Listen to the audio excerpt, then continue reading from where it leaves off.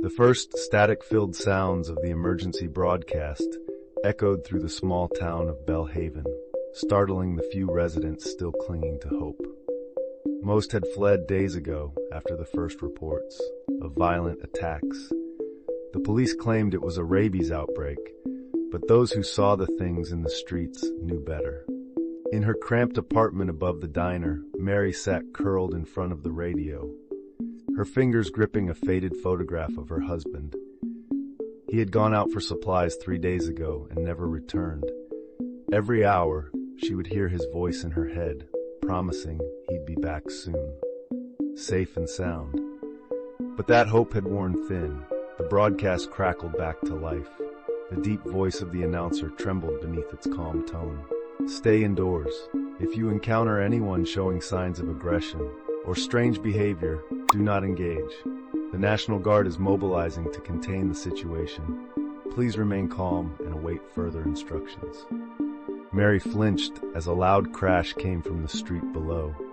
A man stumbled through the town square, his movements jerky, unnatural. His clothes were stained with blood, and his eyes, empty, clouded, rolled back into his skull. He wasn't alone. Behind him, others followed, dragging their twisted limbs across the pavement. Mary recoiled, her breath caught in her throat. She recognized one of them. It was Mrs. Caldwell, her elderly neighbor, the one who used to water her garden every day without fail. A low moan drifted up from the street. It was a sound of hunger, of desperation. Mary backed away from the window and bolted the door, even though she knew that wood and metal wouldn't stop them if they decided to come up. She made her way to the kitchen, looking for anything that could serve as a weapon. A knife, maybe, or the heavy iron skillet her grandmother had left her. A voice, faint but unmistakably human. Mary, it's me. Please let me in." Her eyes widened. It couldn't be. She rushed to the window, peering through the curtains. There, standing on the rusted fire escape, was her husband, Paul. Without thinking, she unlatched the window and pushed it open. "Paul!" she cried, relief flooding her. She reached out to pull him inside, but as her hand touched his, she hesitated.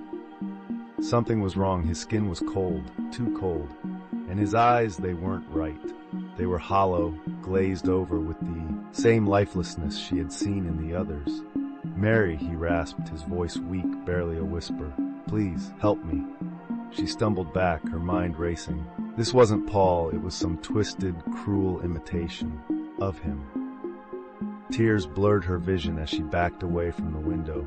His voice was slurred now, thick with something dark and unholy. His body convulsed as he tried to drag himself through the window. Mary screamed, grabbing the nearest object, a chair, and smashed it into the creature's head. It reeled back, but it didn't stop. Nothing could stop them. The moaning from the street below grew louder. They had heard her. They were coming. With a sob, Mary pushed the creature that was once her husband back through the window, slamming it shut just as the others began to claw their way up the fire escape. She backed into the corner of the room, clutching the knife she had found in the kitchen, knowing it was a futile defense. The emergency broadcast still droned in the background, repeating the same message. But it was too late now. The world outside had already fallen into darkness. There was no rescue coming. And as the windows began to crack and splinter under the weight of the undead, Mary realized that the worst part wasn't the monsters themselves. It was the knowledge that, one by one, they had taken everyone she had ever known and loved, and now they were coming for her.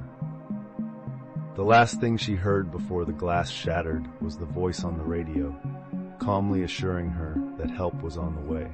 But she knew better. The dead had already won.